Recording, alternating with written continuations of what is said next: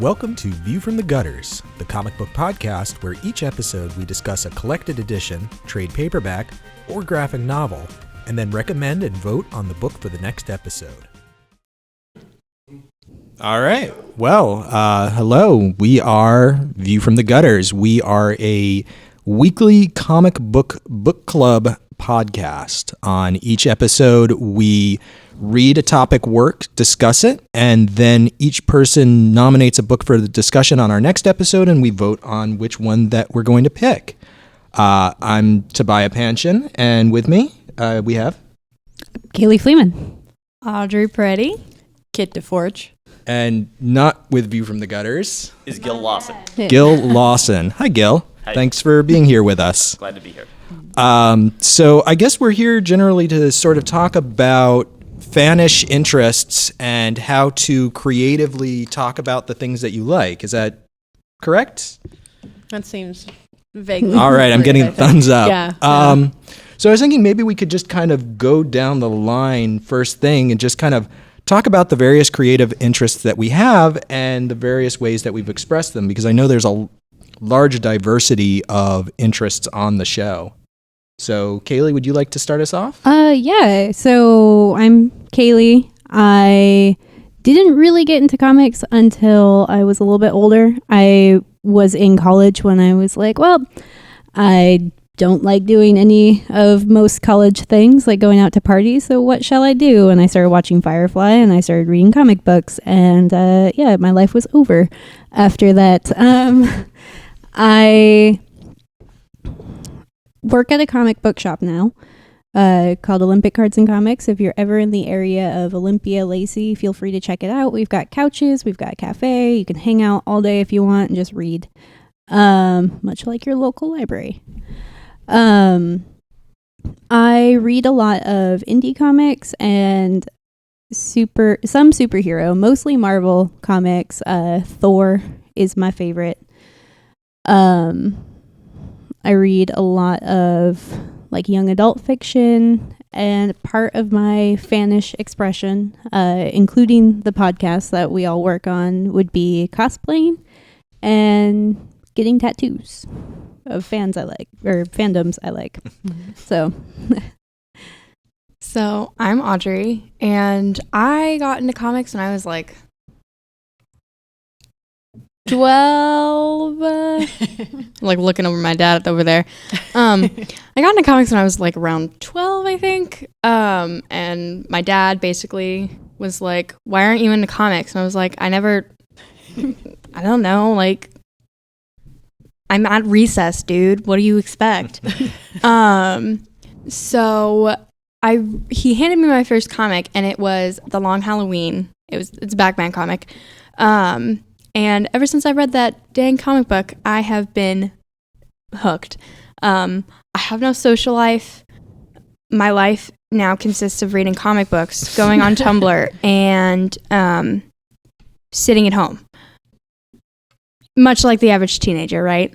I express my Fannishisms by just enjoying the things that I read and kind of taking that into a discussion about what this comic book means. What are some of the things that it's saying about how it portrays its characters, how it portrays female characters, how it portrays different things inside the comic, the artistic work, the writing, the dialogue. I like to take into account all of those different things and kind of compile them into a list of like, this is what I liked, this is what I didn't like. I didn't like how they portrayed this like character who's like weird. That's pretty much how I express my Fannish stuff. Good deal. I'm Tobiah. I have been reading comic books literally since before I could read. Yeah, don't brag, Toby. I would look through the pictures and make up my own stories about what I thought the comics were about. I do this podcast, obviously. That's one mode of expression. I've also written a book about role-playing games, which is another interest of mine. And of course, I love to go to conventions and talk with the people who create my favorite comics about their intentions and their experience and what things they love that they're bringing into the creations that they make. I'm Kit DeForge. Been into comics, anime, things like that for several years, probably since about junior high. I'm a costumer, probably primarily. I work with these guys on View from the Gutters. I sort of landed into working in libraries because I found out that was a place that I could share and express interest in books and comics, and sort of foist my interests off onto people that are unsuspecting. It's a great place to be able to share the things that you love, help somebody else find something they love, and encourage that. So honestly, part of my expression is what career I got into. I also draw. I'm a fan artist. I do a whole lot of that. I spend a lot of time reviewing comics on Goodreads, things like that as well. And really, when I'm not working to feed myself, I'm having adventures, making comics, reading about them, and making comics real through cosplay. So that's what I'm all about. And I'm Gil Lawson, to talk about, I guess, there's two areas in terms of fandom that I think of. The first would be I've been reading for this is painful, over 40 years. I've been reading comics and I've been into them since I was very young and first started reading. It's very interesting to see that comics and being a fan is going through a big renaissance right now. So when I was younger and growing up, it wasn't a really popular thing to do, right? To say that you're into sci-fi or into comics and things like that. And it's great to see that it is so popular now and that people are really embracing sci-fi and comics in a way that I've never seen before.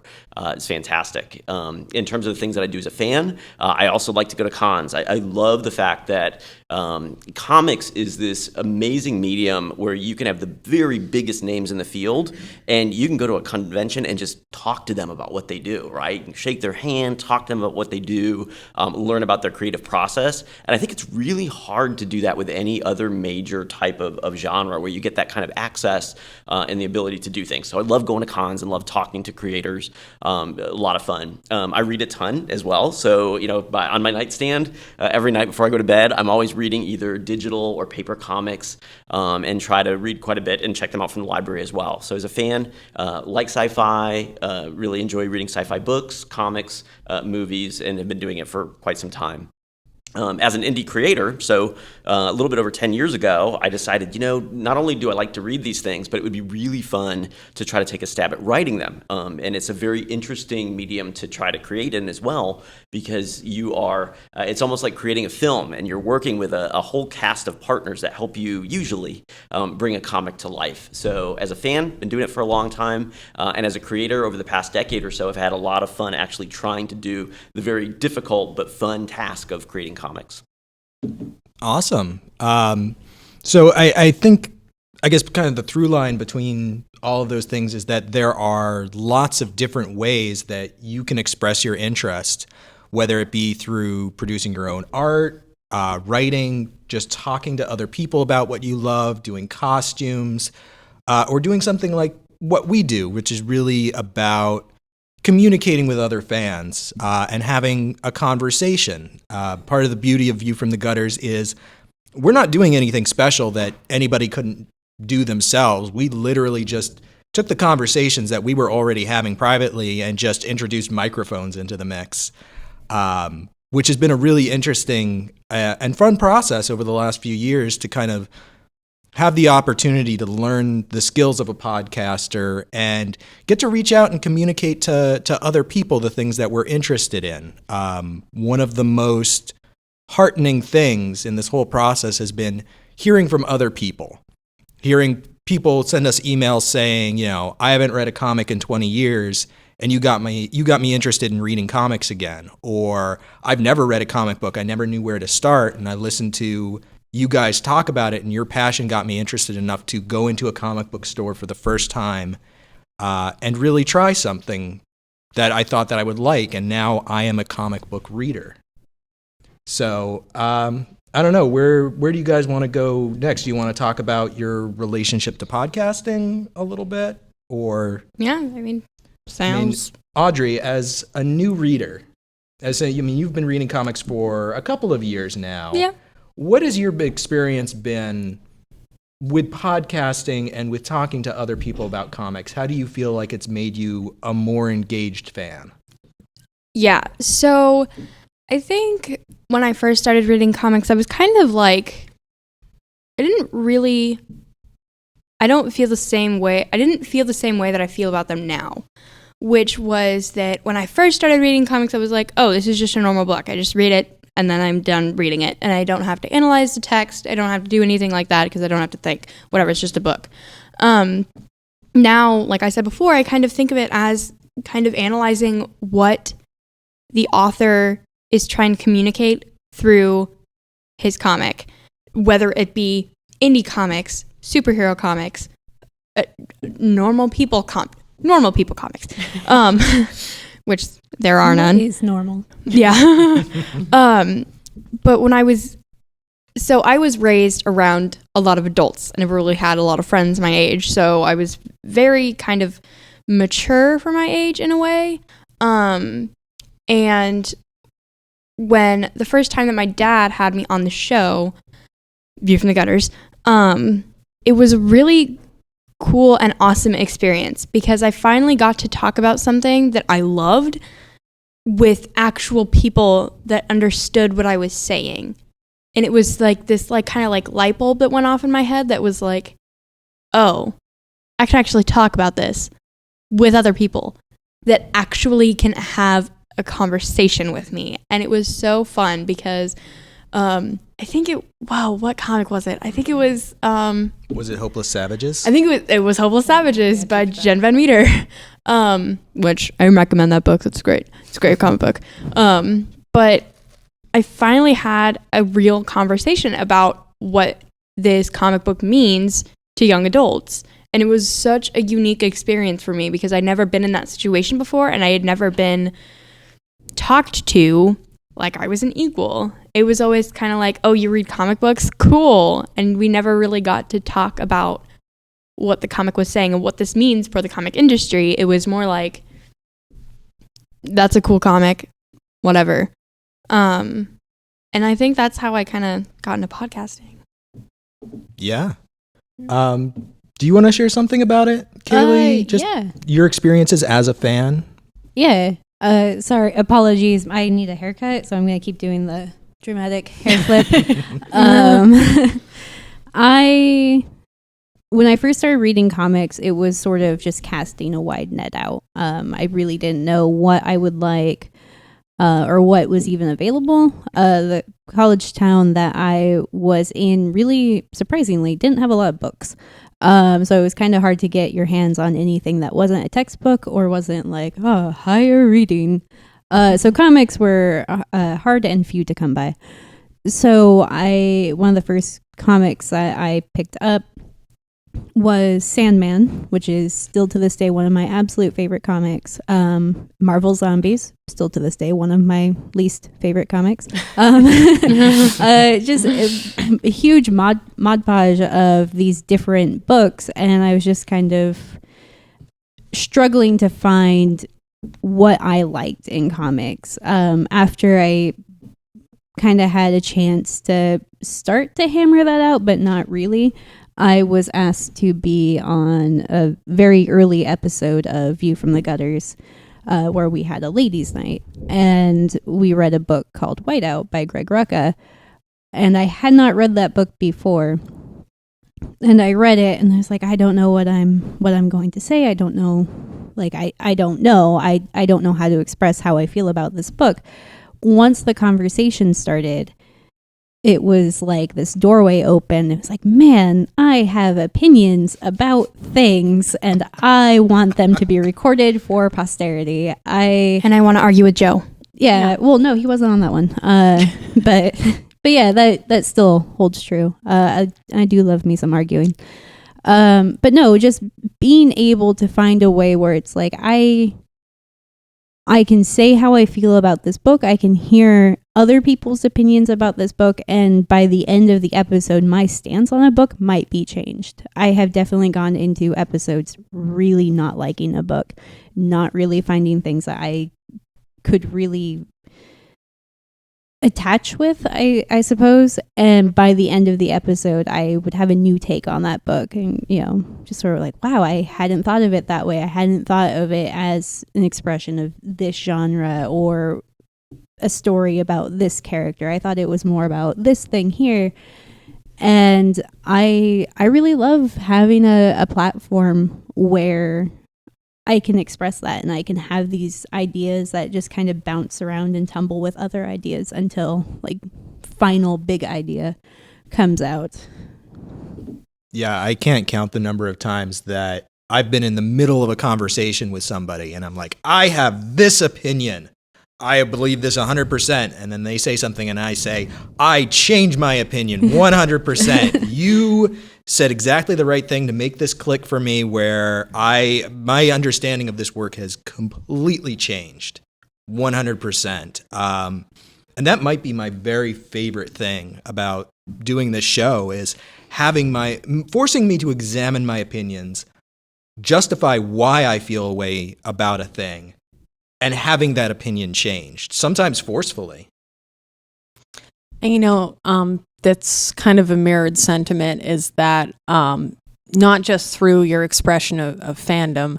I think in general, when you get to a point where you're talking about things you love and things you care about, the initial sort of feeling is that you want to enforce how you feel on other people. And you can, as a fan, feel really passionately about something and feel like other people need to agree with you for that to be important or to be so. And I think that learning to express the things about what I care about has actually bled into my regular life too, to where I think I've become a little bit more of an empathetic person, or somebody who can see other people's angles a lot better. So when you go into something that you care about, feeling very strongly about it, you can kind of learn to look at what's right, what's wrong with something, and learn to love those things regardless. And then start thinking about what could make something better. And as somebody who's creative, being able to do podcasting and talk about comics has also got me thinking more about, what do I like in stories? What do I dislike in stories? How do I make something stronger? And it makes me feel like I'm better prepared to take on my own creative projects by looking at what people have done before me and being inspired by their work. So it leads into a whole different aspect of your life where you feel empowered to be able to make things too. And at one point you stop being a consumer, where you just consume whatever it is that you're interested in and you want to participate. And that can be one of the most amazing experiences, when you realize anybody can make a comic if they want to, if they're determined to do so. Anyone can write if they sit down and they do it.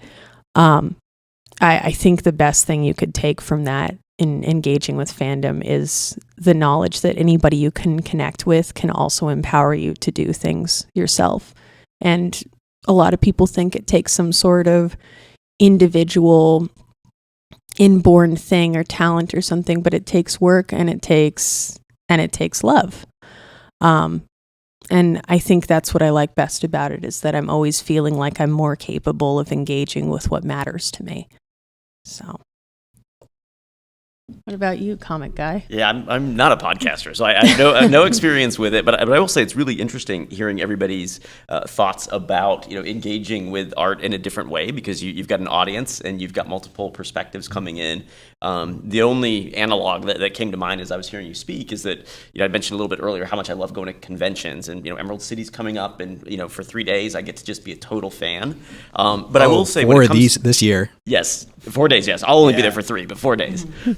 And the thing that always strikes me is that as I'm walking through Artist Alley or I'm walking around, a lot of times I'll see a book that at first glance I think that's not for me, or I'm not going to like it, or probably something I wouldn't pick up. But when you talk to a creator and you understand how passionate they are and they articulate what went into it and how long they've worked on it and why it's their dream, it really is inspiring. And those are some instances where, not in a podcast environment, but I do find myself a lot of times liking a book and enjoying it, picking it up and learning more about it, whereas initially my first reaction might have been, you know what, this is not something that I would want to pick up. So it's definitely, in terms of being a genre, comics I think are such a large and broad area, and there's so much access to creators that you really do have the option to pick up a lot of things you like and then learn about things that perhaps you never would have explored to begin with. Yeah, I absolutely agree. Comics, it's always been a learning experience. Every year doing this show has been different from the last year, and every year reading comics, I find that I'm discovering new things about what I like and why I like it, and learning to appreciate new things. And I want to follow up on what Kit said about persistence. That there's kind of this misnomer that in order to be creative, you have to be uniquely talented or you have to have this auteur's vision. And that's not the case. When we first started, we didn't know anything about podcasting and we just went ahead and did it. And I think if you wait for the moment that you're truly ready to do something, you're never going to be ready because it takes years of practice and persistence and being willing to just keep going and keep doing it, even when you're not ready, even when you're failing every day, but you're learning new things and you're getting better. Part of being creative is just having the patience and persistence to just keep doing it until you get better. Just like learning to play an instrument or learning any new skill, you just have to be willing to put yourself out there and do it. And be willing to have people look at you and go, oh, well, you're not that great or you're not that good or whatever, because that's how you get good. You don't just magically become good one day after thinking about it. You really have to go out there and just do it and be willing to fail until you succeed.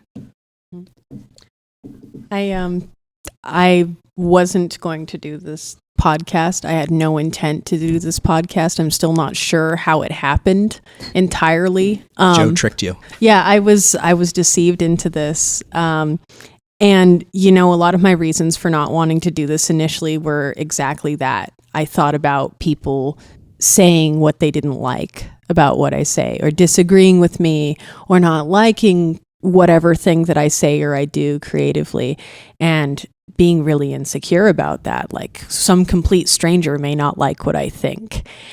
And I sort of ended up helping on the side with this, and suddenly that sort of disappeared. It kind of created a sense of confidence where it was like, well, what's the problem if somebody doesn't agree with me? What exactly is the problem if somebody doesn't like what I have to say? Does that take anything away from what I care about? And it really doesn't. And that can be the weirdest feeling in the world, to sit back and go, wait a minute, why am I not scared anymore? Like, why am I not afraid to express myself? But once you get past that point where you're afraid of other people's thoughts about what you do creatively or otherwise, you stop caring. You're a monster. You can do whatever you want. And it really does. It makes you feel powerful. It makes you feel like a superhero. You kind of get up in the morning and you're like, I can make things. I can do things. I don't have to be afraid about what other people think. And as soon as you throw that mindset out the window, that other people's opinions matter about what you do, you can't stop yourself. You could do whatever you want. So. Are you finished? Totes. Okay, cool. I'm making sure I'm not interrupting. I very much so was afraid of how people would react to like how I talk, opinions of mine, basically anything and everything. And it's funny because over the years of doing this, I have kind of built an armor where a friend of mine can come up and say like, hey, your thoughts on this book were this, and I disagree with you because of that. And I let that armor kind of slide. I'm like, oh, you're right. Yeah, I didn't give that book a fair shake, or maybe I did defend that book a little too harshly. I hadn't thought about it that way. But just recently, I think it was 2 months ago, somebody on Twitter started following me, and then every single day was just like, oh, well, she can't talk, she can't do this, she can't do that. And it was like, it was amazing because I was seeing this happen. I was just like, why do you listen to me then? Like, I don't care. And I did. I felt like an unfeeling monster. It's like, maybe this should affect me more than it does. But I mean, you're free to listen to any other of hundreds of podcasts. You don't have to listen to me talk. And when I told her that, she got very upset, and unfollowed me and has not talked to me since. So I guess it worked. But yeah, it's amazing when you really love a thing. Insecurities will always play a part of it. You'll always want to be better. And I think that is a part of growth. But when you really, truly love a thing and you are really passionate about what you're doing, you'll know. And it won't bother you when somebody comes along who isn't really creating anything, who isn't really being a part of the fandom that you love, at least not in a constructive way. And they come along and try to tear you down. And you're just like, okay, dude, that's fine. I'm going to keep doing my thing. You can listen or not listen, or watch or not watch. I'm too busy to give you that time and that energy. Like, I'm not going to get upset about it because I have 100 other things to be upset about. I am a very passionate person, and you are not one of those. So, yeah, it's astounding once you really get that love and kind of culture that it's like a mystical armor plus 100 to that's monster a great slaying. way to put it. Yeah. Mm-hmm. And like, speaking as someone who is on social media quite a lot, as much as I hate to admit it, I'm on Twitter like every single day. Literally always on. It's really easy to let the smallest thing just becomes the biggest thing in your mind. And it's just, once you let that go, and once you're like, I don't care, ain't nobody got time for caring what you think, because what are you doing? Nothing. Yeah. Meanwhile, I'm on a podcast, so I'm cooler than you. Good day, sir. Yeah, it is absolutely a confidence booster to be able to do something like this. And, for every negative reaction out there, there are so many positive ones. For years, I had the hardest time just talking to other people, especially people I didn't know, going up to a creator at a convention and just saying, hey, I really liked your work. It was just this insurmountable mountain to me. And just the experience of doing this show and sitting down and talking for an hour and a half has really given me the confidence and knowledge to feel like I can just go up to a person and hold a conversation with them. Because I know I can talk longer than them. I'll just talk until they are just completely exhausted, and I'm not intimidated or afraid of them. And then you're still not going to stop talking. Oh God, I'll never stop talking. Yeah, never. But it's an incredible set of armor just to feel like I know something. I can hold a conversation. I can talk on a subject, and that gives you the power to interact with people on a level that you never thought that you could. Speaking on and speaking to interaction, I'm actually really curious if any of the people here like to draw or make things, or are any of you guys fans? Are there things that you read and do? Yeah. Like if any of what we're saying applies to you, I'm hoping that you keep doing it. I remember being like 15 and thinking that I wanted to draw comics all the time, but I didn't know how on earth I would be able to succeed at doing that thing when people would come up to me in high school and I'd be drawing or something, and they'd be like, "Can I see that?" And I'd be like, "No." How do you make a comic if you don't learn that what you're doing is valuable, and the things you're doing with your time, the things that you care about, are valuable. I'm hoping if there are creative people here that you learn the most important thing is that you keep doing what you're doing. Particularly, yeah, because the fact that you're spending the time doing it must mean that it matters to you. So I'm hoping that everybody is quicker on the uptake than I was, gets their armor quicker, gets their creative stuff on sooner, and learns that there are tons and tons of people trying to do the same thing that you're doing. So you're kind of not alone. You shouldn't be shy. I know that being shy is, you feel like you can't avoid it sometimes, but I grew up very, very quiet, and now I go home and visit my parents in California, and every time I come home, my dad starts holding his head. He's like, it's like you didn't talk for the first 10 years of your life. And now I'm just like, I'm sitting in a lecture hall and I'm like, sorry, Dad. I mean, I don't know what happened. And he's like, yeah, I remember when he used to sit in the corner and like, I'd be like, oh, hey, this is my daughter. And you would kind of squeak and turn around, you know. My dad would have clients in his construction business and like, oh, this is one of my daughters. This is Kit. Say hi. And I just, like that and kind of run off. But I'm just hoping, I guess, that if anybody gets anything from this, it's that anything you care about, anything that's on your mind, anything that's on your heart absolutely matters. And do not be shy about it, because the more people we have expressing what they care about, the cooler the world gets. And the more there'll be like less of a stigma around it as well. Yeah. It's just like making it more okay to be like, express yourself and be like, yeah, I am a part of a fandom. And it's cool. Yeah. It's so dope. I would love to hear Gil's Yeah. input on this, but really quick, I'm going to share a story. So I write.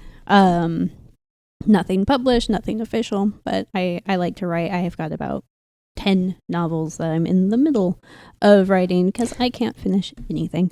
But when I was 11, I was writing fanfic, and I wrote a 60-page Inuyasha Moroku fanfic. No spaces, no quotation marks, really barely any punctuation at all. And it was garbage. It was painful to read. I went back when I was 18 and I started skimming through it, and I was like, oh, girl, you are so lucky you never published this. But I really love doing it, and a part of me now really regrets that I ever deleted it. Because while it wasn't by any stretch of the imagination, very strong writing, good writing, possible writing, it was a love of something, and that awful 60-page failure turned into eventually me being able to write. And I like to think I'm a decent writer. If I could ever finish a thing, I'm sure it would be quite nice. No, just because you try and it's not the best, it's not A++ writing or drawing or whatever, if there's imperfections, it's okay, because it's an opportunity for you to grow and for you to learn and to find your style, to find your stride. And that doesn't happen overnight. That doesn't really happen by attending a bunch of classes. That happens by you just doing that thing over and over and over and over again until you have that moment where you're like, this is good. And then the next day you look at it and you go, I could do better. And through that growth, you can create something truly astounding. Yeah. And Gil, I would love to hear your thoughts on what inspired you to move to the other side of the fandom table from being a consumer to being a creator, and kind of what your experience has been from that other perspective. Sure. Yeah. As I think about it and hear everyone's comments, and again, it's different from podcasting, but from a writing standpoint, I've done the same thing. Like, so I'm always writing, always had ideas, studied English literature in college, and always read quite a bit. And I think for me, the sort of the aha moment with comics, at least, was that I had an idea that I thought was just really unique. And I was a little frustrated with superhero comics because, after Dark Knight first came out, comics took this amazing shift just into this this very sort of, dark, murky storylines. And, I thought that the genre is big enough to entertain more than just that, right? Like it can be more than just sort of, heroes dealing with their inner demons in a very difficult way, it makes for great storytelling, but I don't think that has to be the only, large narrative that carried traditional comics down the path for a long time. So I was very interested in playing around with that and thinking about it. So I had an idea, and that was really the spark for me that said, hey, let's put something out. The other piece was that comics, I think, like podcasting and like writing fiction, it's a really low threshold to make something and create something, right? With comics, literally, if you want to get a stack of paper and you want to draw and you want to write something on it and you want to upload it onto the internet and put it on a webcomic site, guess what? You are a comics creator. So I think for me, there was definitely sort of a flash of, I got an idea, I want to run with it, I think it'll be really interesting. But the other thing that made it possible was we live in a time right now where if somebody wants to publish something and get it on Comixology or get it on Amazon or upload a podcast, it is super easy to do it. And the threshold to getting stuff out there is very low. So I'd encourage people that if they are thinking about it, this is the time to put something out there and get started. Yeah. I generally don't put this out, but I did draw my own comics for a very short, 6 months. And I literally just started just drawing stick figures with a mouse on the keyboard and putting words to it and throwing it up online. And by virtue of doing that for months, like, I slowly started getting better and drawing things that were more sophisticated than that. I crapped out on it. I don't do it because it's not my strong skill. It's not the thing that I want to spend 8 or 9 hours a day doing. And like that, that's okay. I have other interests. I have other avenues to be creative in. And you want to find the thing that you really love doing because you're going to be doing it a lot. So you got to really want to do it. But it's, I don't know. I lost my train of thought completely thinking about having done comics. Just that.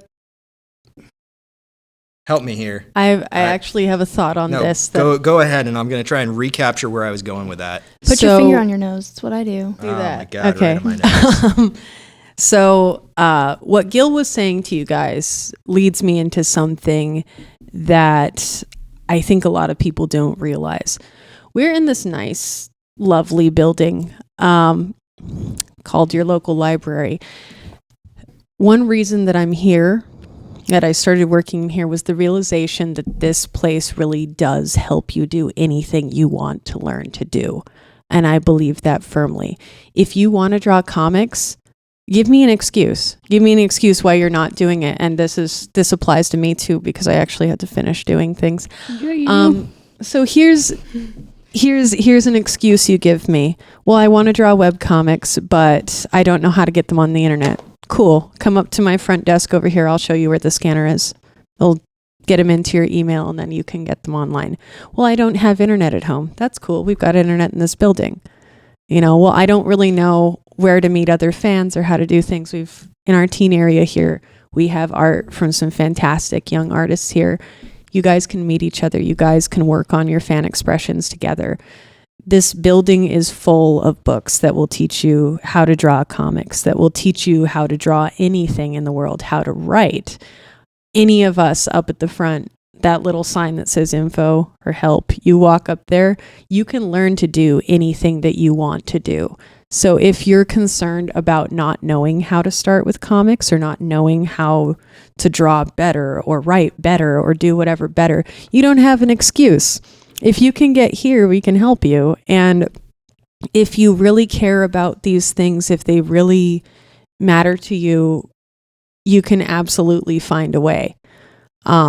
It's something that I get to thinking about all the time, is that libraries are here to help us provide equal access.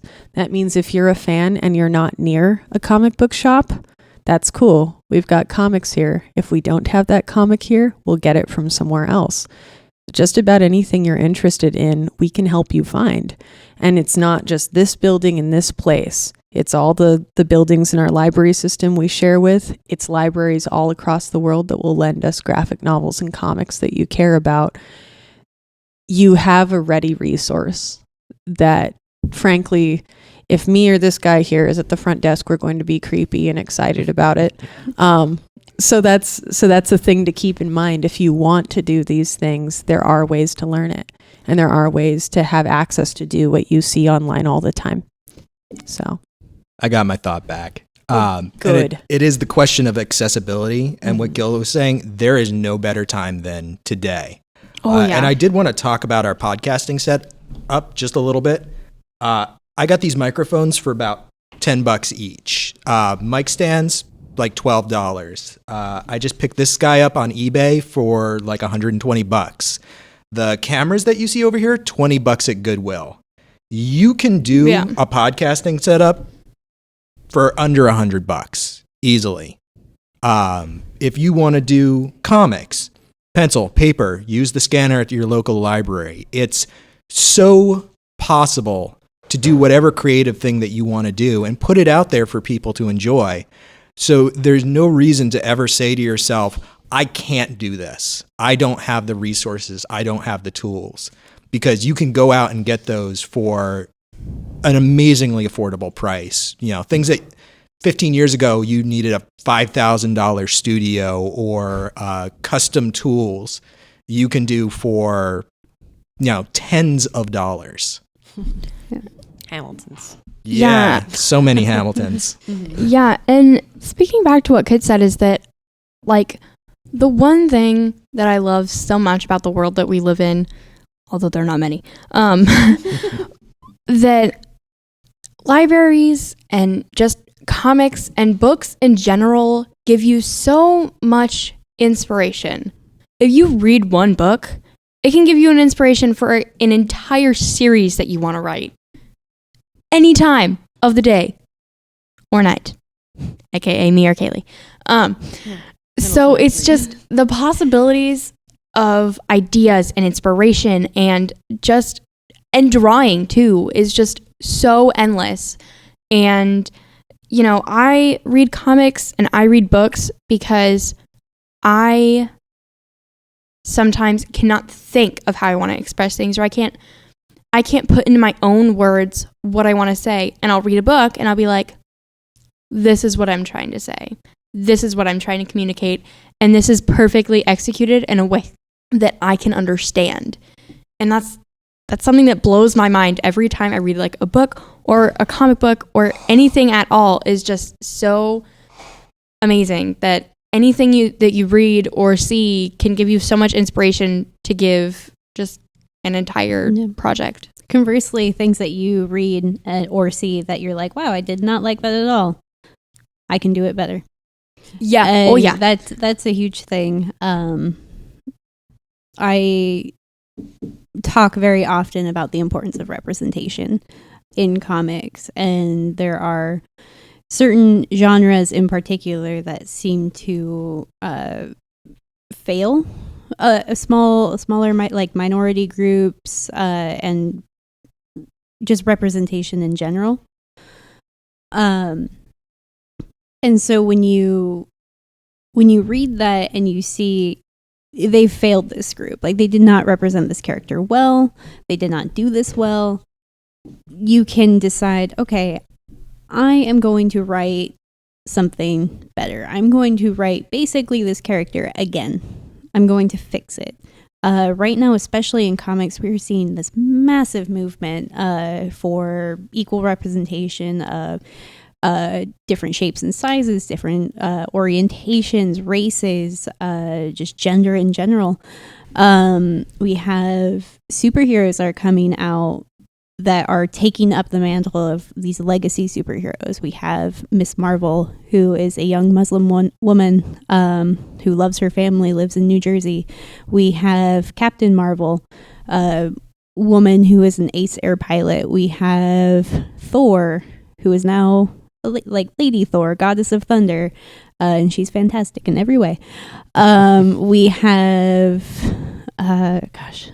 Captain America, who's now Sam Wilson. Yeah. Formerly the Falcon. And we have all these characters coming out. And actually just this week, maybe it was last week, we had Faith drop a title. And she is this very sweet, overweight hero. And that is just something that you would not have seen in comics 10 years ago. Not at all. Except for maybe as a joke. And she is out there and she's being a fantastic superhero and she is doing everything that superheroes do.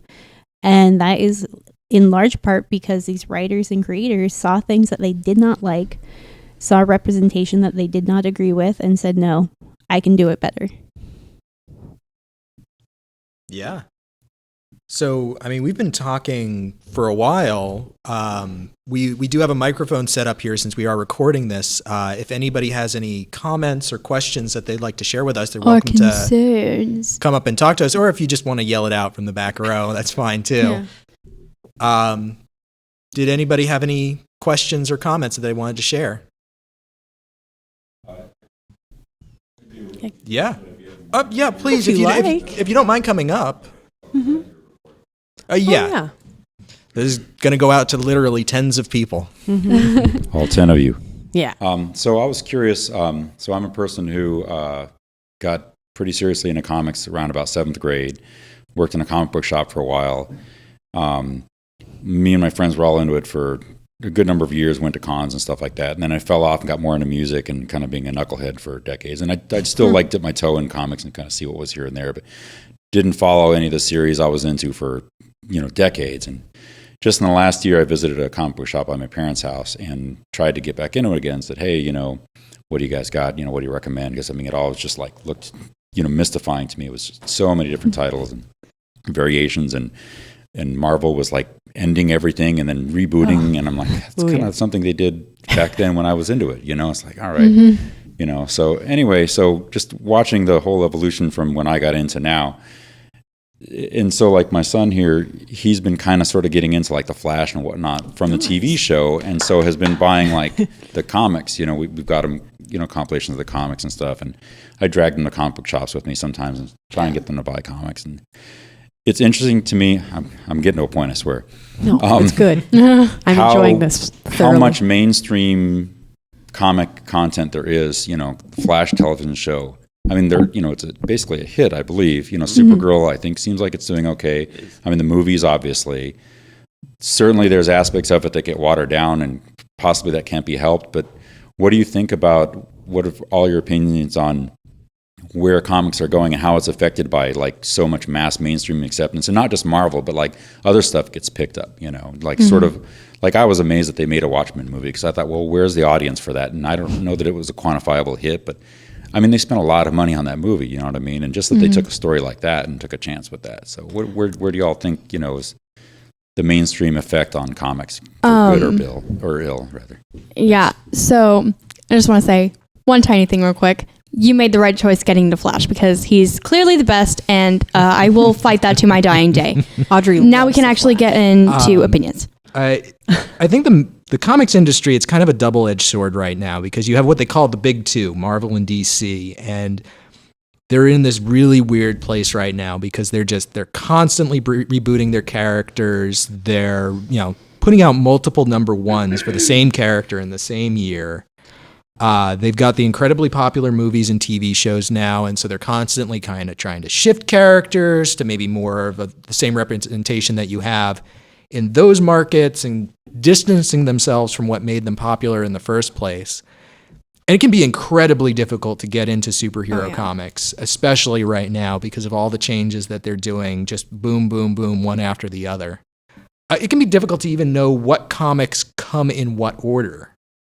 Yeah. But then on the other side, you have the indie market. And that's kind of the charge is being led by Image, who's the third of the big two.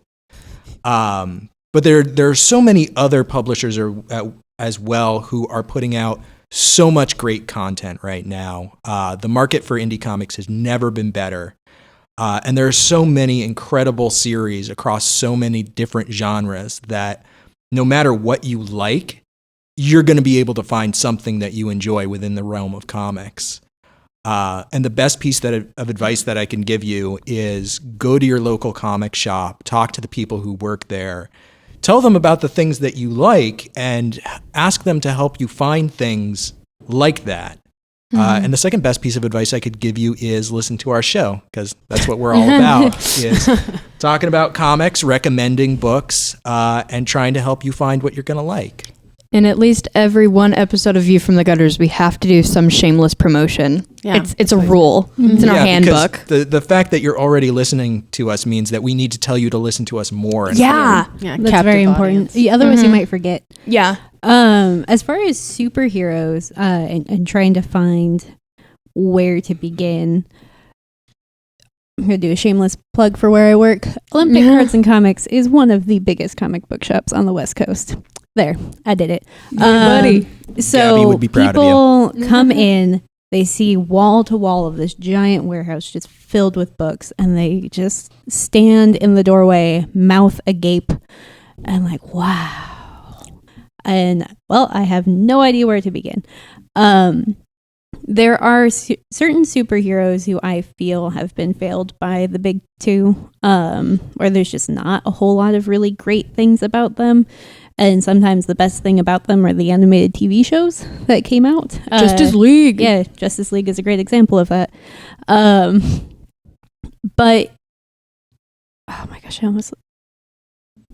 there are stories that some people might try to tell you, well, you can't start that until you've read X, Y, and Z. And then when you pick up those things, they go, oh, well, you can't read that until you've read A, B, and C. And then you pick up those, and they're like, well, you can't read those until you read D. 1, 2, and 3. Yeah, and my biggest piece of advice on that is to ignore that. I can't tell you the number of times, even on episodes of ours, where it's like, oh, well, clearly you need to have read House of M in order for this to have made any sense. And it's like, no, I have not read House of M yet, and this made perfect sense to me. Because even though it was like, well, it seems like they referenced a thing, and I don't know what that is, ultimately, comics are, at least in trades, more or less self-contained. And once you start picking those up and just jumping in, you start figuring out the patterns of where to go next. And then you start following certain creators. I have several creators where if they put out anything, they could just scribble on a piece of paper. I'm like, that's it. I'm picking it up. That's mine. That's mine now. Paul Dini is a great example of that. And he writes New Frontier, which I think is a great jumping on point for anybody interested in DC. I think it was published in 2004-ish? Yeah, early 2000s. Self-contained, takes place in 50s, 60s. It's great. It's just a ton of fun to read. And once you start jumping in, getting in there, getting dirty, how many analogies can I fit into one sentence?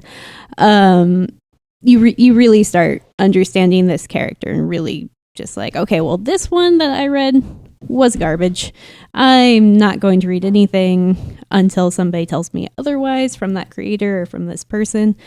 But this thing that I read was really great. What else did they write? Oh, this superhero that I actually never really cared about. But I'm going to pick that one up too, because that makes sense. I really like this creative team. And once that happens, it's just a snowball effect of where to go next.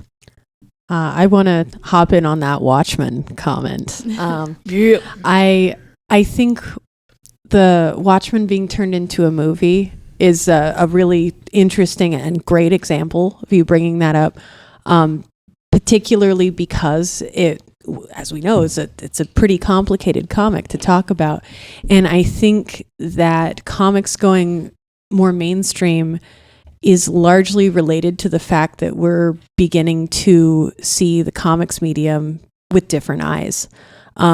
Back years ago, they would do the pulp detective stories, things like that, where for a while things like mystery and science fiction, as Gil mentioned, were fringe subjects for specific types of people would sort of read those things. You'd kind of have to get magazines for that, or you'd have to seek them outwardly, and people didn't treat those creative efforts as something to be respected, as high literature.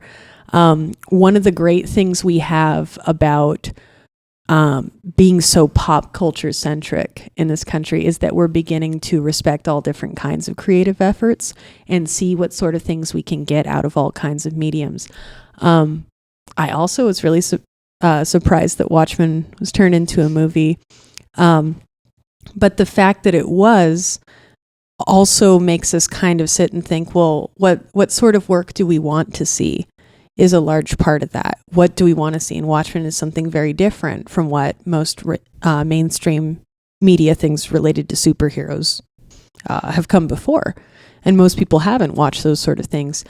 Now, I think with Netflix series and stuff like Jessica Jones and Daredevil, it's really cool because the mainstreaming effect of comic books is also leading comic properties to raise their standards a little bit in storytelling too.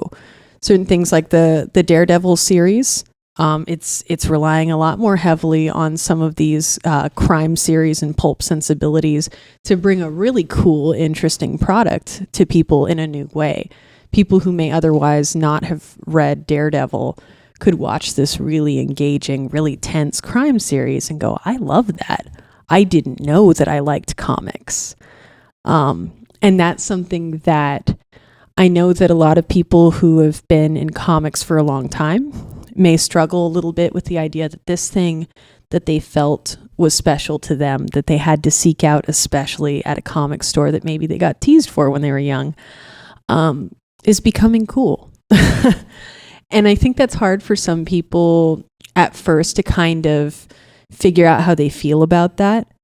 But the benefit of that is that with more accessibility to these sort of stories and these sort of characters, you have more places to go with that. You can turn and be like, I want to share this that I had when I was young with my sons, with my daughters, things like that.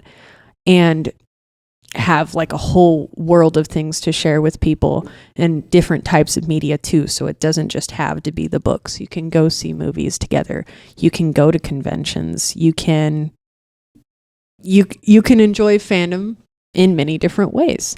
And it doesn't have to kind of be this thing that you stop caring about when you grow up and turn 18 or something. The comics don't have to stay in a milk crate in your garage. You can share them with your kids, and it's something that you can do together.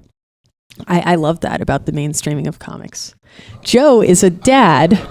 Please do. Step up to the microphone. Come over here. Step Damn up it, to the mic. Dad. Come here. Yeah. Joe, you don't have to be or not be on a microphone in order to annoy me. I know, I'm on all mics anyways. Same. I'm gonna sit down though. Okay, go for it. So I think the interesting thing to me as somebody that was reading comics in the 90s and read a lot of comics from the 80s is that there was definitely a time in superhero comics which, you know, up until the 90s, you had Marvel and DC, you had a bunch of underground people like, you know, Kitchen Sink and Dark Horse doing smaller things, but if you were reading comics, chances are you were reading something from Marvel or DC, and chances are there was 30, 40, 50 years of continuity, and especially with titles like...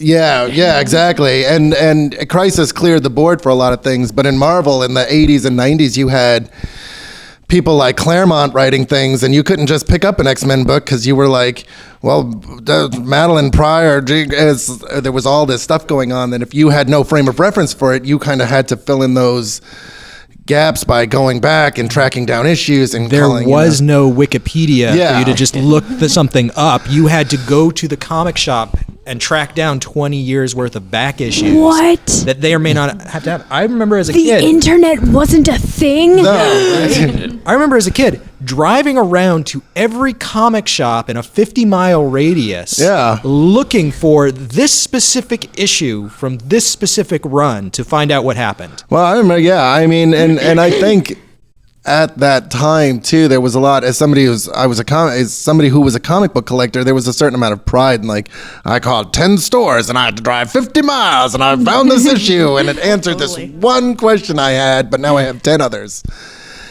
And I think the interesting thing now is that, especially with the movies, Marvel and DC are trying a lot harder, and with varying degrees of success, to make their products more accessible to people. And so it's not like you walk into the comic book shop and it's like the knick-knack shop in Gremlins, where it's like everything is dusty and you don't know where anything is, and you're like afraid, you don't even know what to ask for.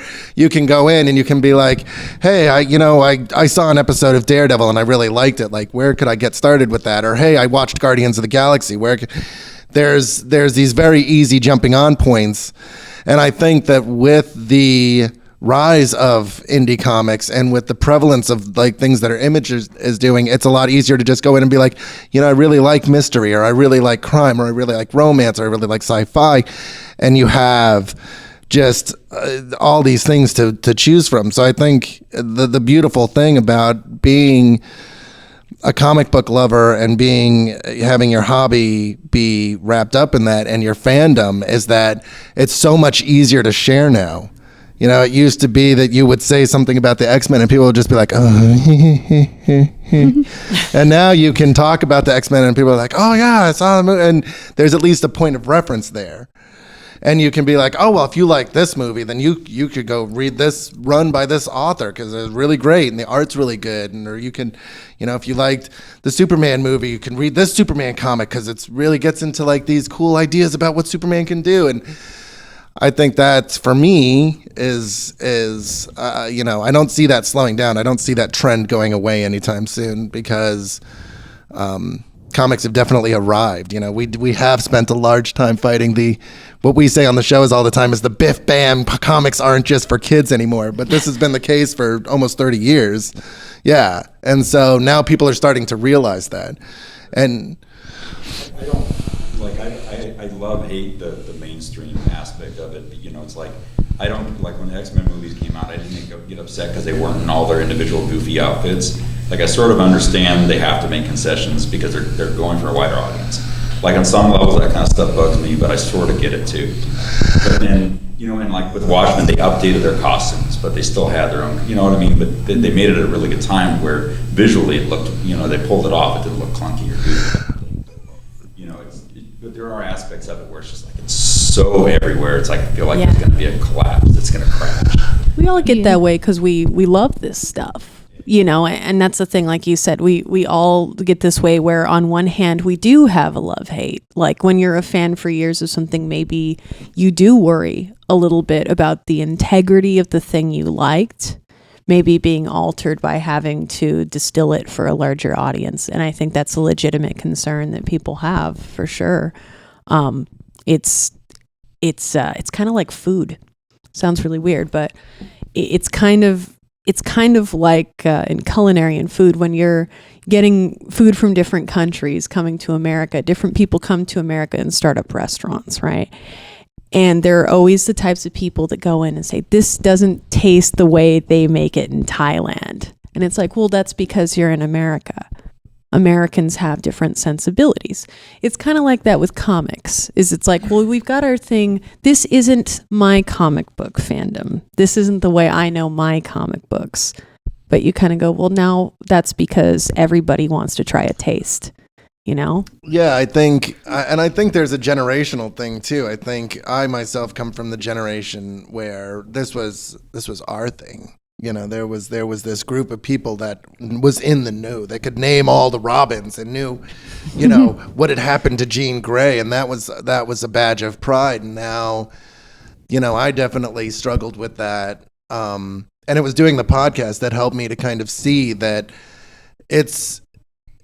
it's a beautiful thing when the thing that you love gets, I guess, goes mainstream, because the more people involved in it, even if it leads to things that you don't necessarily agree with happening in one branch of the industry, there's all this great stuff that's happening over here because all of a sudden there's demand for it, which means people that could never do it before can do it now, and they bring really cool things to it. And you get people like Matt Fraction, like looking at Iron Man and kind of exploring him more as a person and less as this kind of like collection of transistors. Like idiosyncratic like awfulness, right? You get these really cool people that grew up reading Miller and Claremont, and people that were like, I wouldn't do it. That like, I see what you're trying to do here, but I think there's a cooler way to do that, and then doing that, and you get to be like, wow, that's really cool. I can't remember the title of a movie,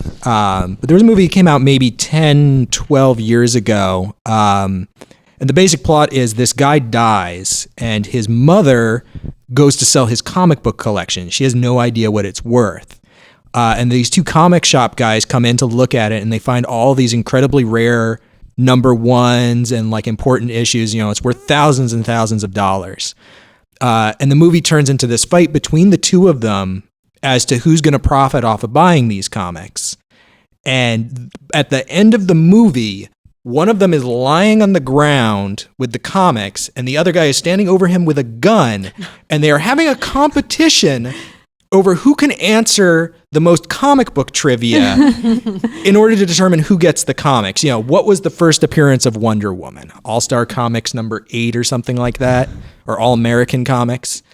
American. That face. And there was this attitude of, you have to be worthy. You have to know the secret phrases to get into the cool kids club in order to appreciate comics. And it's not that way anymore. Comic books are for everybody. And I think that there is a growing movement to really appreciate that fact and convey to people that if you are interested in comics, you are welcome in the Cool Kids Club.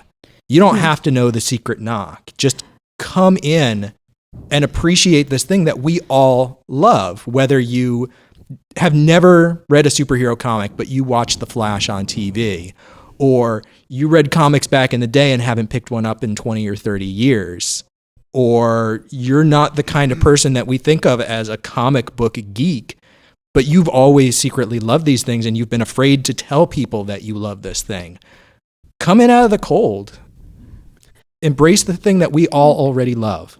We're podcasters. We talk way too much. Yeah. I really want to hear somebody who actually makes comics talking about how he feels about the mainstreaming of comics. Yeah, Dad, you weren't even supposed to be on this episode. Yeah, just a couple thoughts. I mean, and I'm in violent agreement pretty much with everything I've heard. So that's one of the reasons I've been quiet. One thing is I also love the Berlanti shows. So Supergirl, Flash, Arrow, and now Legends, I think are fantastic. And in a way, I almost feel like that's my DC fix right there, right? I don't buy a lot of mainstream comics anymore from the big two.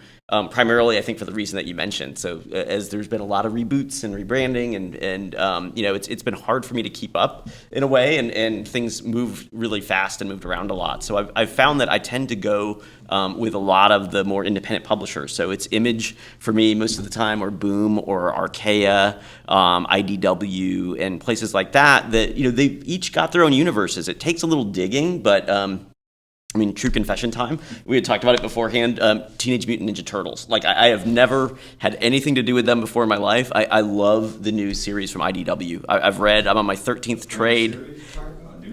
It's a new print series, and it's wonderful. And it is a lot of the elements of classic comic book storytelling, and done in a really smart way. And I never would have thought that I would like it, but really enjoyed that series. Yeah, I think it started about 4 years ago, give or take. And it started with Kevin Eastman and Peter Laird, who were the original creators, starting over from the new series, starting from a brand new number one at the very beginning of the Turtle story and going forward from there. And I've heard it's incredibly good. I've only read the first volume. But if you were ever a Turtles fan from the old days, or even if you've never read the Turtles before, it comes highly recommended. Yeah. And that's the new series from IDW, which if you ask for on any comic shop or go online, you should be able to find very easily. Or check out from your local library. I did. I seem to recall looking at some massive compendiums of Ninja Turtles that we had out at Parkland when I was there. So it's another thing, support your local comic shop if you can. But if you can't, there's ways to support library through circulation. So come down here, check out books, try out something, and if you don't like it, you're not out any money. That's a thing too. Yeah, and more libraries are supporting larger graphic novel collections these days. And interlibrary loan is a great thing. If it's anywhere in the catalog, they'll get it to you. Yeah. Kayleigh, I believe you wanted to say something for like a little while. I did. Thank you, Audrey. Kayleigh, why can't you just interrupt people like a normal person? You know what? Because I'm she's not polite, rude. unlike you people. When I was a kid, I watched the first X-Men movie, and I was like, wow, that's fantastic. This is amazing. That Rogue character is so cool. This is everything I like. I'm going to read X-Men. And my library, which was like a mile down this very rickety, dangerous highway that I would bike down, had some of the X-Men collection, but in back issues, and I had nobody to guide me through comics. I had no idea what I was looking for. So I pick up something, and it's Gen X 14, issue number 14. And I started flipping through it, and I was just like, what is happening? What is that? There's some kid. He's like a gothic kid, which of course, 12-year-old me and current day me was like, yeah, that's me. I identify with that character. He like had nuclear power, and he got beat up by Sabretooth, and I was just like, I have no idea who these are, but I love it. And so I found out later that my library would get back issues from a local comic book shop of things that didn't sell, which meant that in the collection there were a lot of things missing. So I would read Gen X in bits and pieces, like out of order, and I had no idea what it was called a couple of years later, because I was just like, it was some book that I read. There was some kid with gothy hair, and he got beat up by Sabretooth, and that was the only thing I remembered about it. And it was actually, I think, 2-3 weeks ago, I was talking with a friend of mine about the X-Men movies, and he was talking about how much he hated them because they weren't faithful to the comics, because they were he's like, I hated Rogue. I hated the way that she was portrayed. Like Wolverine was okay, but everybody else was stupid. And I was, like, oh, well, I loved it because I hadn't read comics. I was like, in fact, I started reading some X-Men comic, and I started describing it. He said, oh, that's Gen X. Oh, I know that one. And I started getting really excited. And so I have waiting for me at work the first volume of Gen X, so I can reread it in order this time and not missing huge chunks of story. But I think comics being brought into the mainstream fosters a love that people didn't know that they could have for the medium. And I think at this point, comics have blown up in such a way that, especially on the West Coast, everybody just kind of like, come in, like, join us, enjoy this fandom, enjoy what we're reading, what we're doing. While you're at it, you should also watch this sci-fi show that's been canceled for years because now it's on Netflix and it's great. Or you should pick up this book, which is about this movie, or, things like that. And just get this real love of geekdom. And I think beautiful things come out of that love. Yeah, and to kind of talk about, like, not only like the industries of modern comics, but kind of like the societal kind of terms and conditions of modern comics. I remember when I was a kid in like elementary school, before I start on this tangent, I have an obsession with Bone. To this day, it is my favorite comic. It's so good. So good. It's so good.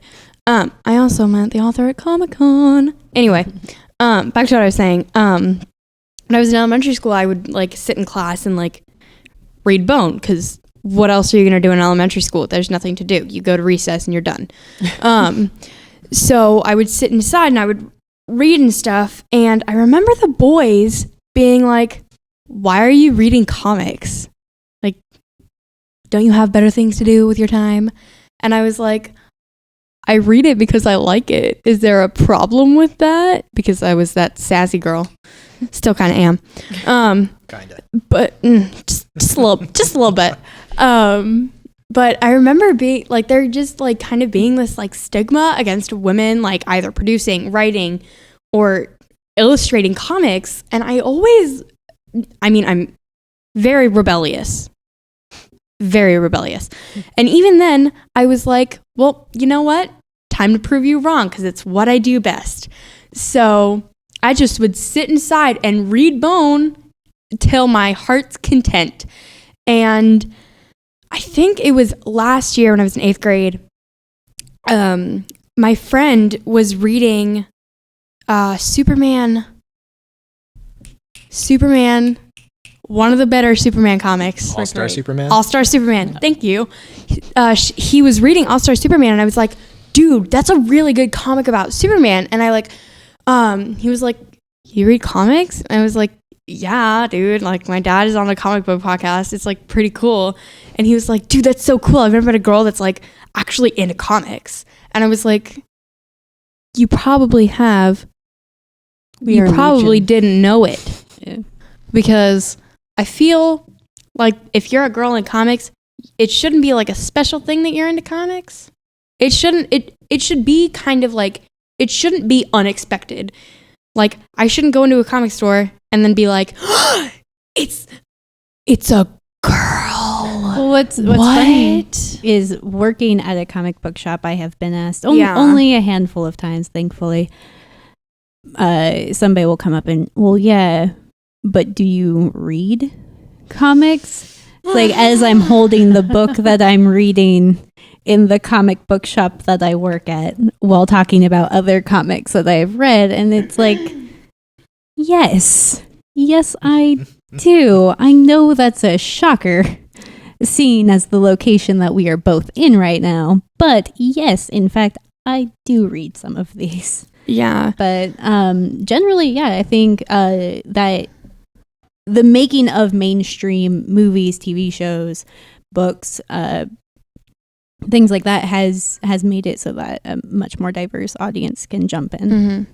Mm-hmm. My hope is that someday, with the mainstreaming of comics, turning to a girl and saying you read comics will sound just as stupid as turning to a girl and saying you watch movies, because it's just a medium. Yeah. You know, hopefully we're going to get to this point. Same thing. It's like, you play video games? Yeah, you do. You know, you read things, you listen to music. Yeah.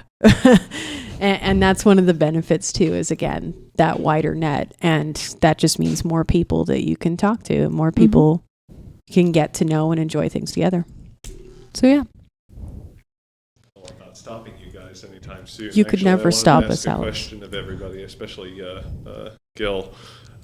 There's been a lot of kerfuffle lately about fan works in general. Like, there are some high-profile creators who are like, these things, they are an abomination unto Nuggin and should be destroyed. Yeah. And then there are some creators who are like, dude, give me all the fan art I can handle, as much as I can take and then some. Especially as a creator, or there's sort of, I see a lot of people talking back and forth about how, well, fan work may affect my sales, or it might affect this or that, since, you know, I'm doing this thing as a thing to make a living, as opposed to you doing this thing merely for, you know, fanish expression. I love you as a fan, but I don't know, how does that sort of shake out? You know, in the library world, we're all like, you know, we keep doing these studies that say the more that people borrow things for free from libraries, the more likely they are to actually turn around and buy things. And not just the things that they're reading, but other things too.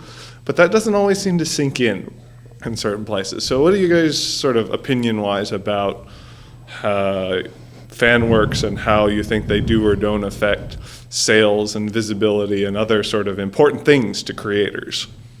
Sure, I can talk. As someone who has only a very small handful of people that follow the book and the story, I'd be thrilled to have someone do. Anything fan related would be totally cool by me.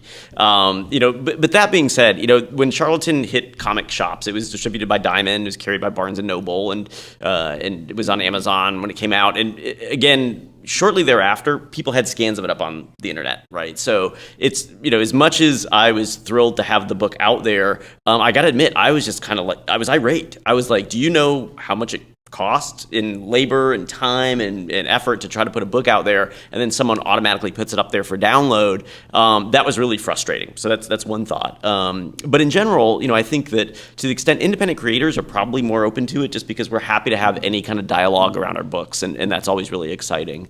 I will say that at conventions, one of the things that strikes me ill is when I see a lot of people that all they're there to do is really their own, they'll do prints of maybe another person's licensed property or their riff on it, things like that. I think that does dilute sort of what goes on in a convention setting. Because it can be hard to get a table if you're a creator, and I think that seeing people who honestly are creating their own products and are putting them out there as the staple of what they do, I think is really great. And the final point I'll mention is that I do think that we're really unique in that, unlike music, at least, digital comics seem to be fueling more buying of physical properties. So in my opinion, at least, if someone's going into the library to get a book, I think they're more likely to pick up other stuff, and it's got this additive effect where I'm not sure that you see the same thing when you see digital disruption in other media. But that's my take on it. Yeah, this is kind of getting into an argument that I necessarily don't want to go down that rabbit hole. But studies have consistently shown that people who pirate media also buy more media than your standard person. And so, especially with fan works, with fan art, fan fiction, things like that, like, I don't know why you would ever want to chase away the people who are the most engaged fans of what you do. Like, they're obviously spending quite a bit of their own time to produce something that is inspired by what you've already created.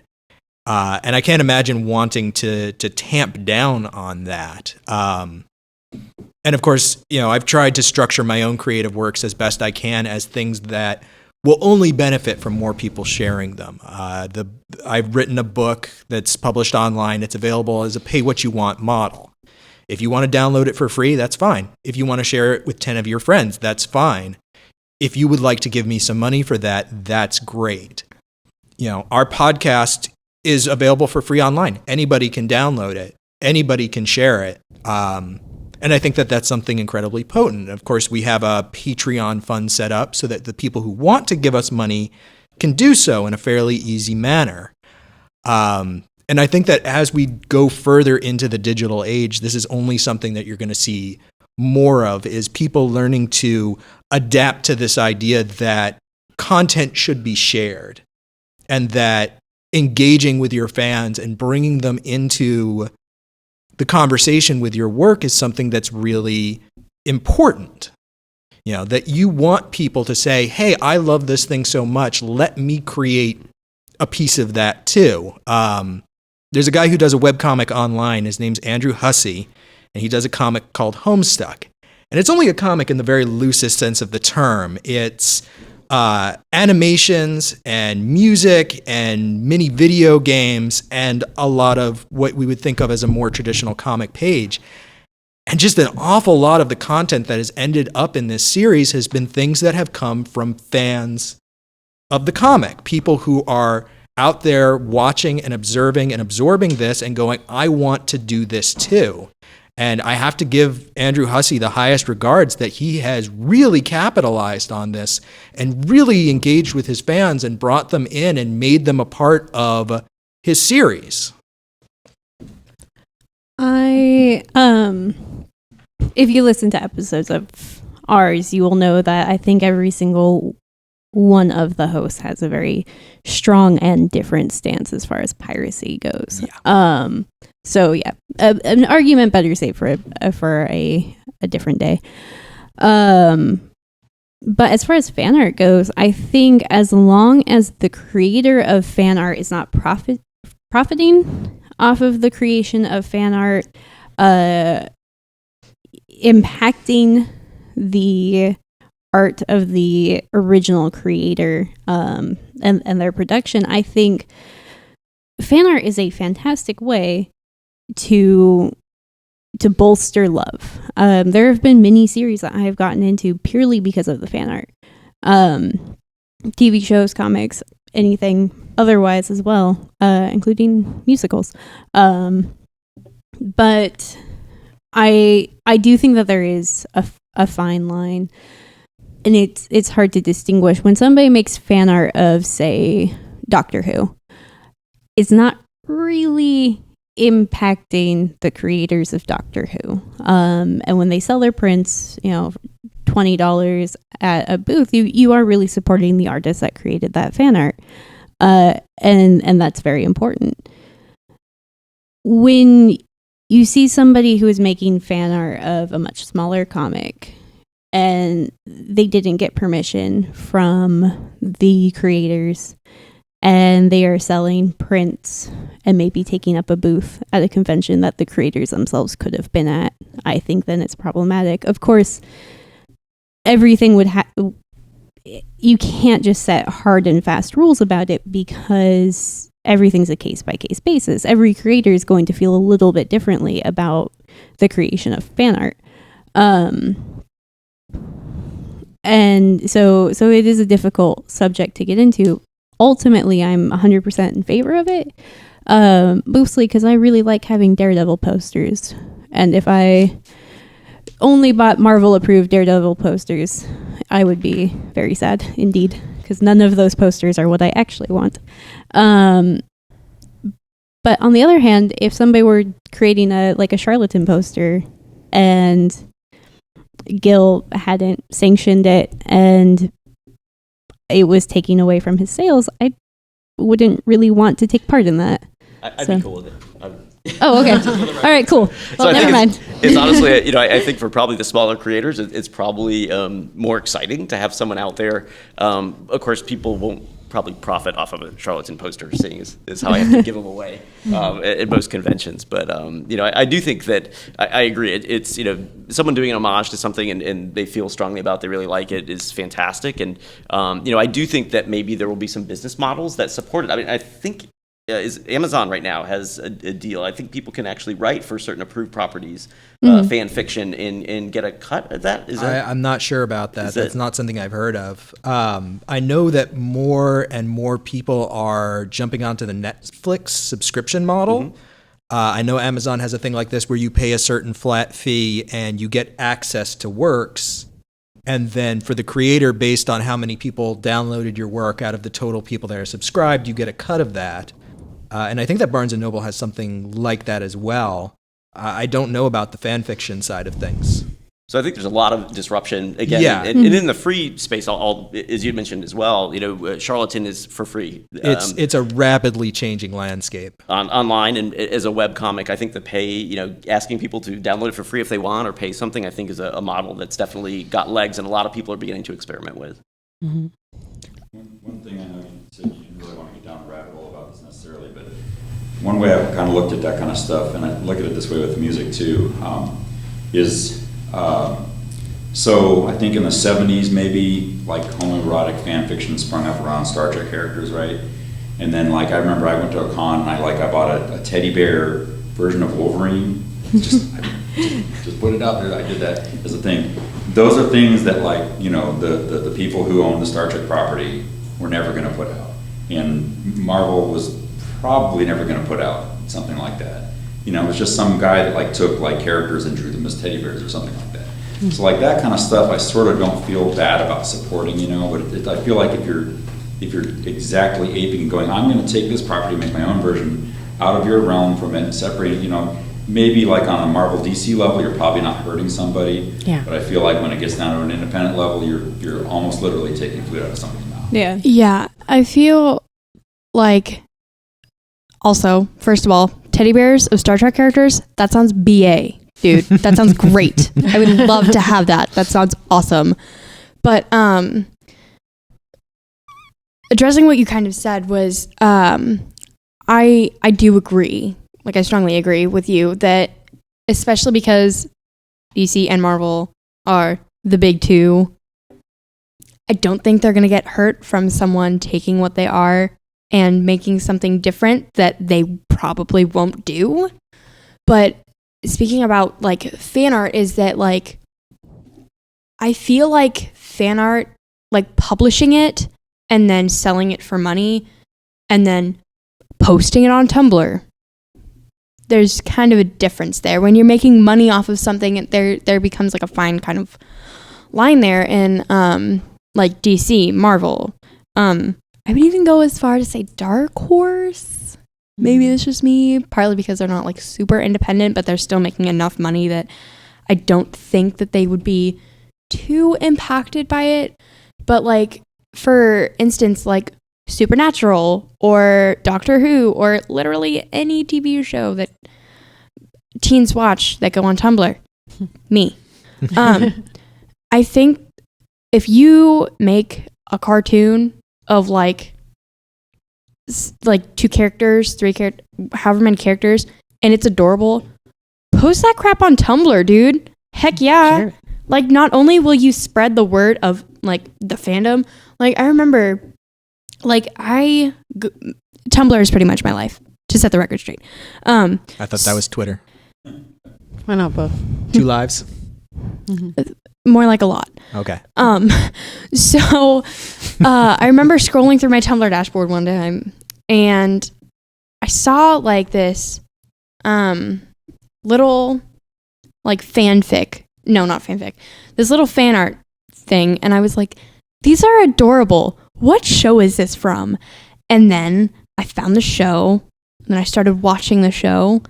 Then I like, I don't know, I think I like bought like some like tiny little like thing that was like the brand name. I don't know. It doesn't really matter. But I think the thing with fan art is that if you write a fan art and you post it somewhere, that's giving attention to the actual thing.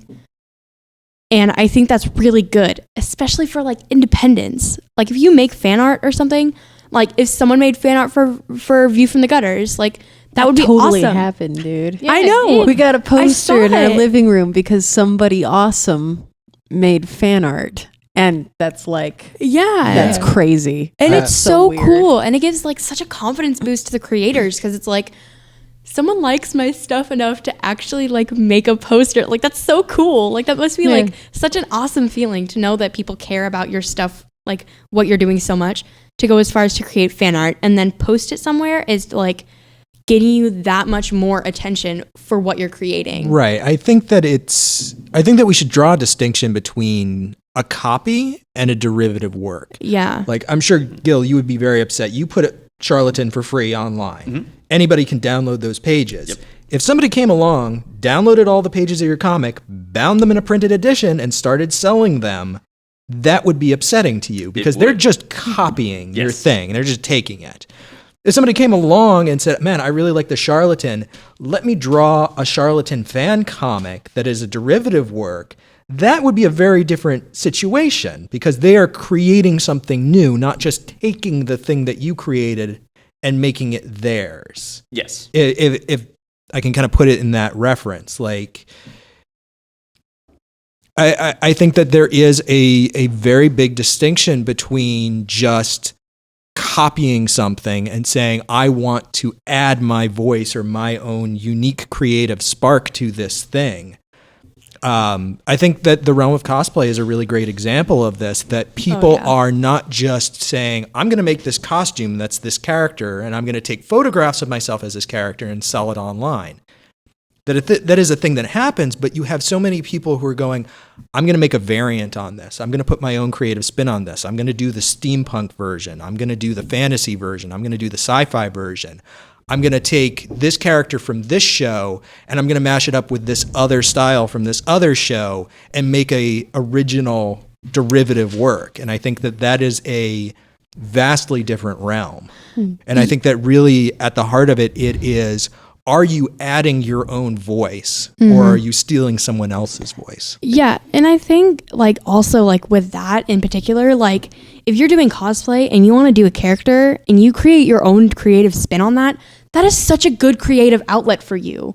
Like, that is so cool. Like, if you want to still show support for like your local podcast or your local like comic or whatever the case is, it's such a good creative outlet for you, and it gives the creator attention, which is what they want, and it's so good. It's so good. What Audrey is suggesting, of course, is that you should cosplay as us. Yes, That's clearly wow. For Joe, aka my dad. If you didn't know that, literally be a bear. Yeah, just be a bear. Just put on a bear costume with glasses, Audrey, and extra fur around the face. Are you suggesting that people should dress up in bareface? Because that's very rude.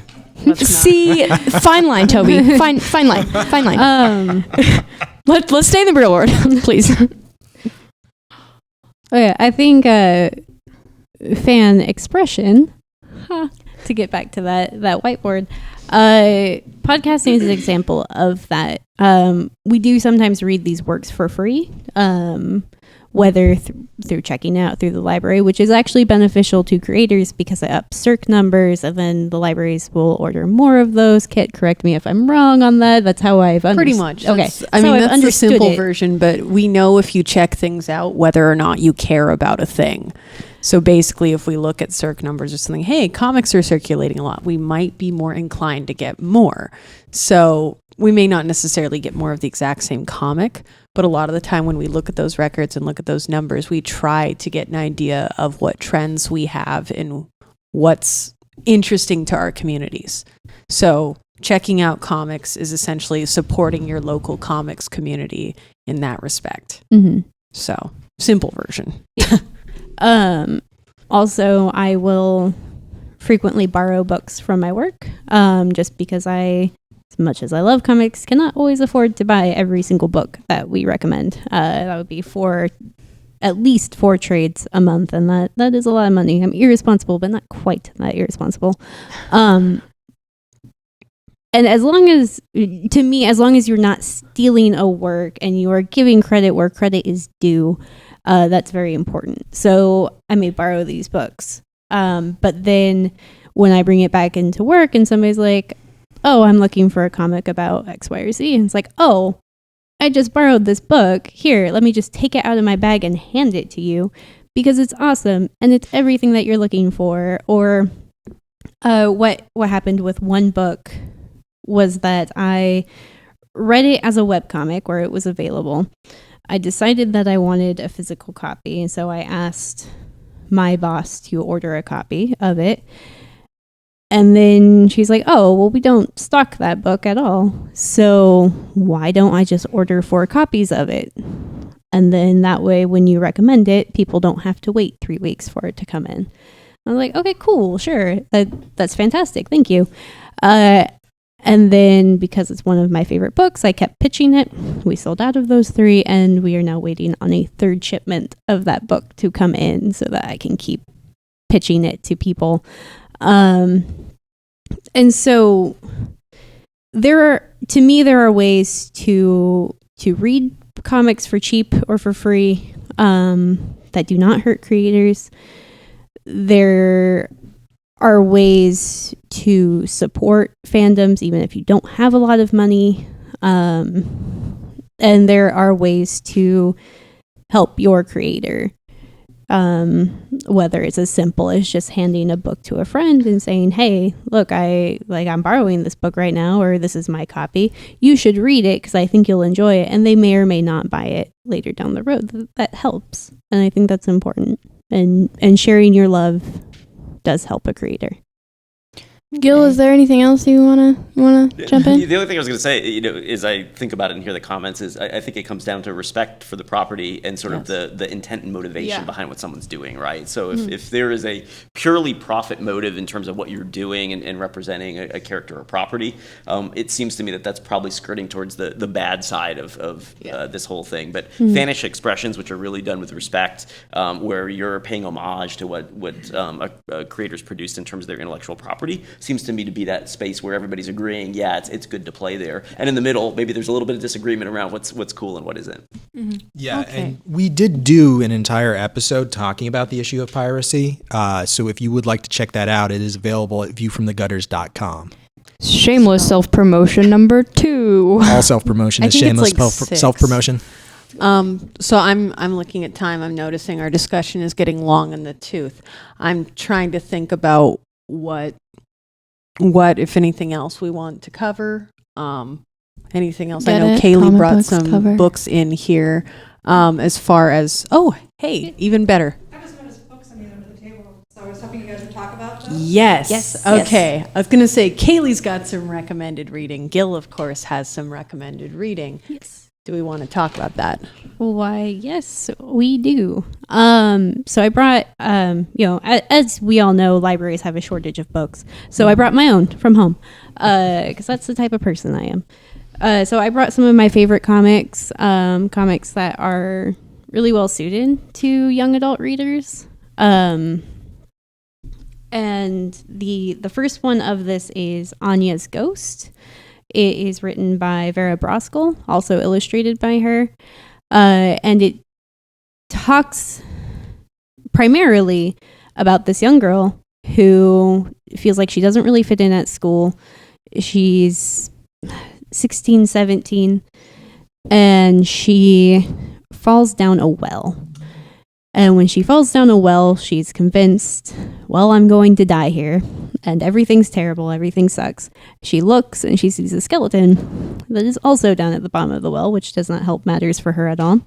And a little ghost girl pops up and says that she had fallen down the well as well decades before, and that she was trapped there. Nobody heard her, and she died in that well. And so, of course, this girl starts freaking out. Eventually, they do get out together, the help of the ghost and the girl and somebody who hears her yelling. And so, as a promise to this ghost that kept her company in I think it was 2 days that she was down in the well, she starts carrying around a piece of her bones with her so that the ghost can go out and explore the world like she wasn't able to when she was a young girl. And things get a little murky when she discovers that the ghost might not be who she says that she is, and that maybe what she wanted as far as being popular, as far as being showing revenge towards those who she felt had wronged her, might not actually be what she wanted. Next book I brought was Bad Island by Doug Tenapple. This is a super cute book. It's a family goes on vacation, they crash on an island, and they start discovering a bunch of really weird things about the island.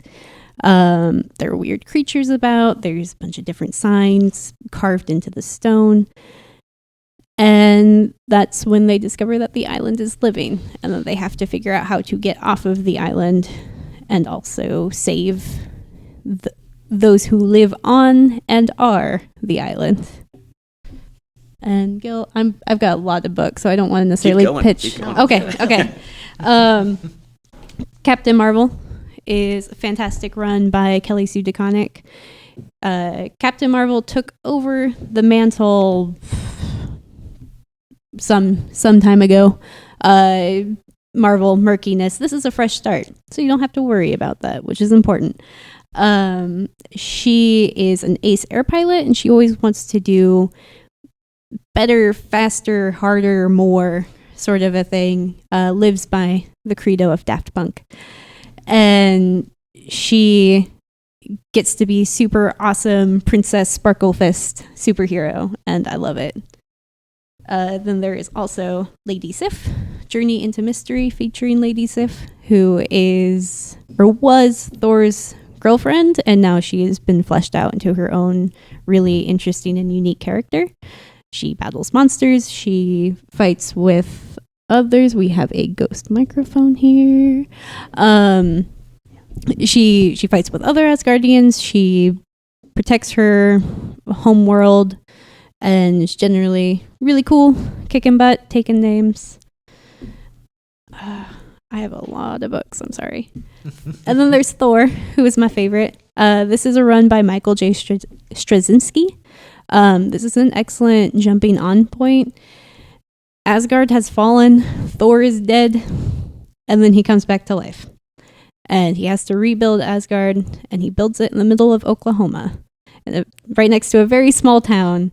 And the townsfolk are like, oh, well, that's cool, I guess. Now we have a bunch of gods living with us. Invite them to town meetings and church with them. And so it's a bunch of Asgardians living the small town life, both as humans and as gods. And then there is my final pitch, which I think is an excellent book for many, many reasons, by one of my absolute favorite authors, Neil Gaiman. He wrote The Sandman back in the mid 80s? Late 80s and early 90s.